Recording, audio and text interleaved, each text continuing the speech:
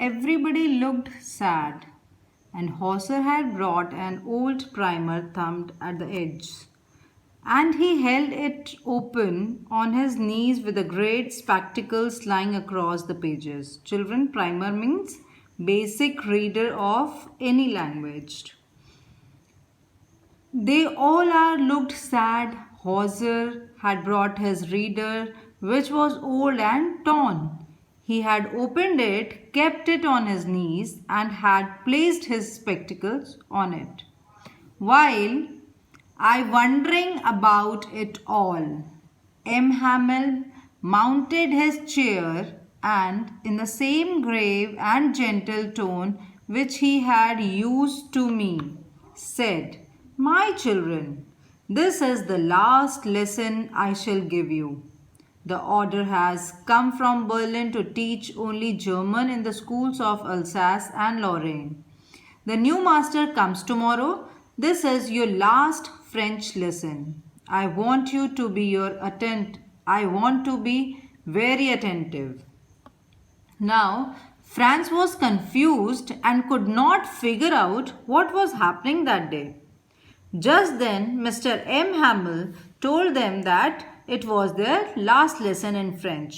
As the Persians in Berlin had ordered that French language would no longer be taught in the schools of Alsace and Lorraine, and that German language is taught instead. The German teacher would arrive the next day, and as this was the last lesson in French, he wanted them to pay attention. Who wanted them to pay attention? M. Hamel. What a thunderclap these words were to me. Oh, the wretches! What was? That was what they had put up at the town hall. Thunderclap means used in comparison to refer to something startling or unexpected. Now, Franz was shocked to know that he could not learn French any longer, and now he knew the latest news that had been put up at the bulletin board of the town hall. The last French lesson. Why, I hardly knew how to write. I should never learn any more. I must stop here. Then, oh, how sorry I was for not learning my lessons, for seeking birds' eggs or going sliding on the Saar. Saar means a river which passing through France. Now, Franz regretted for not being serious towards studies and for wasting his time in hurtling birds' eggs and play in the Saar River. My books that seemed such a nuisance a while ago, so heavy to carry my grammar and my history of the saints, were old friends now that I couldn't give up. Nuisance means problem or burden. Till now, Franz considered his books to be an unwanted burden. But suddenly, what happened? He starts considering them to be his best friends whom he could never leave.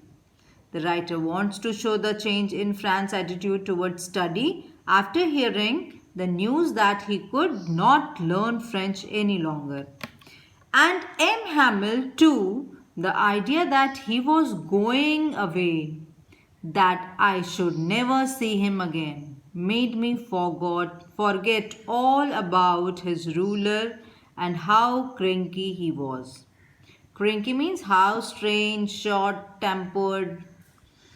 Now, the news that their teacher M. Hamel was leaving also had a similar impact on him. Franz did not want him to go away. He no longer thought the teacher to be short tempered and strict. Poor man! He was in honor to this last lesson that he had put on his fine Sunday clothes. And now I understood why the old men of the village were sitting there in the back of the room. Now, Franz knew that M. Hamel was wearing his best dress in honor to his last lesson. He also realized that the village men had come to pay respect and thanked Mr. M. Hamill for his service of 40 years in that school. It was because they were sorry too. They had not gone to school more. It was their way to thanking our master for his 40 years of faithful service and of showing the respect for the country that was theirs no more. Now the village man had come to the class as they were also repenting for not have studied well in their childhood. They had come to thank their teacher for his 40 years of service as a teacher of French. Also, they wanted to show respect to their country and were sad as their mother tongue, French, would no longer be taught to them. While I was thinking of all this, I heard my name called. Now the teacher called us out to France as it his turn to recite the topic of participles. It was my turn to recite. What could I not have given to be able to say that dreadful rule for the participle, although very loud and clear, without any mistake? Dreadful means frightening. As the news had impacted France, he was eager to study, and so he was desperate to show his eagerness. He wanted to be able to recite the topic in one go and without any mistake and please his teacher. His desperation is reflected in his willingness to give away all that he had in return of reciting the last lesson. But I got mixed upon the first words and stood there, holding on my desk, my heart beating, and not barging to look and not daring to look up. Mixed up means confused. Now, as Franz did not know the lesson, he got confused and stood quietly. His heart was beating fast as he was ashamed of himself and did not have the courage to face his teacher. I heard M. Hamill to say to me, I wouldn't scold you, little Franz. You must feel bad enough. See how it is. Every day we have studied to ourselves. Ah, I have plenty of time. I have learned it tomorrow. And now you see where we have come out. As M. Hamill said to Franz that he would not scold him as now he had realized his mistake. Every day Franz told himself that he would study the next day, and now the opportunity to study had ended and he knew nothing. Ah, that's the great terrible with Alsace. What was the trouble in Alsace? He puts off learning till tomorrow. Now, those fellows out there will have the right to say to you, how is it?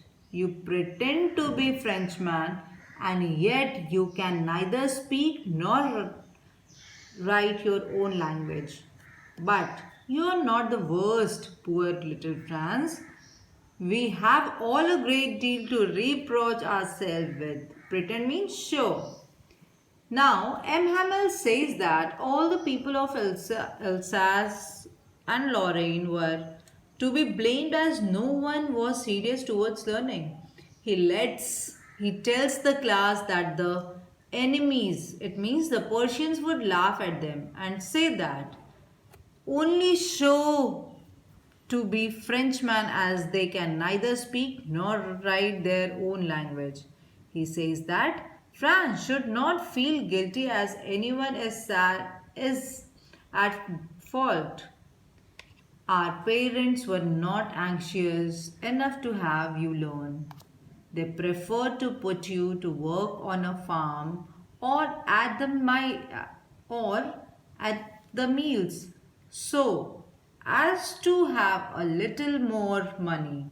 And I have been to blame also. Have I not often sent you to water my flowers instead of learning your lessons? And when I wanted to go fishing, did I not just have you a holiday? It means that in this paragraph, M. Hamel says that Fran's parents were not interested in getting him educated. They wanted him to work at a farm or a mill and earn some money. He says that as a teacher, he was also not interested in teaching them. He would always send them to his home to water the plants. Sometimes he would declare a holiday and go for fishing. Then, from one thing to another, M. Hamel went on to talk to the French language, saying that it was the most beautiful language in the world, the clearest, the most logical, that we must guard it among us and never forget it, because when a people are enslaved, as long as they hold fast to their language, it is as if they had the key to their prison. Now, this is the very important paragraph. In this paragraph, M. Hamel praises their mother tongue. French language is being the most beautiful, clearest, and the most logical language in the world. He tells the class to guard their language as it is the only way to free oneself from the prison of slavery. If a person knows his mother tongue well, no one can enslave him. Knowing the mother tongue well as a language is a tool to fight domination. Then he opened a grammar and read us our lesson. I was amazed to see how well I understood it. All he said seemed to ease so easy. So easy. I think too that I had never listened so carefully and that he had never explained everything with so much patience.